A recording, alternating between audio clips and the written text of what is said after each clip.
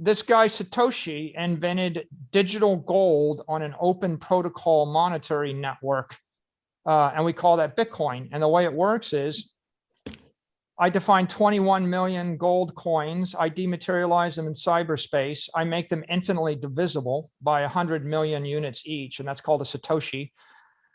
Then I make it impossible to ever make any more than 21 million. And then I give you a protocol where any computer can send the coin or the Bitcoin to any other computer without a middleman. And I make it possible for you to take personal custody of your asset.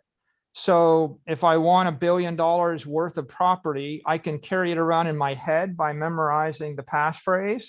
I can hold it on a hardware wallet. I can hold it on a mobile phone. I can put it to any computer in the world.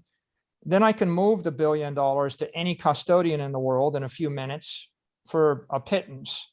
So the idea is, if I took gold and I said, you can't mine any more gold, check, that would make gold more valuable.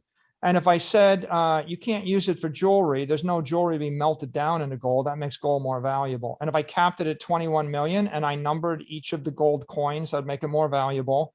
And if I made it infinitely divisible, and if you could authenticate it in a split second with a mobile phone, that would make it more valuable. And if I made it programmable with a protocol, and I made it possible for a computer to make 1 million transactions a second and talk to 100 million other computers using Intel semiconductors, that would make it more valuable. So in essence, we created programmable gold on a network. And then what's the last twist?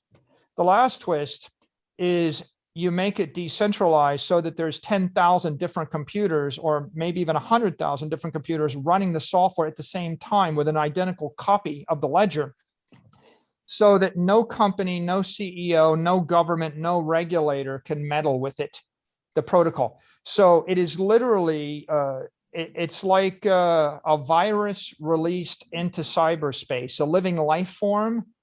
You can't stop it without turning off every computer on Earth at the same time, and you have to keep them turned off forever, right? You can't kill it.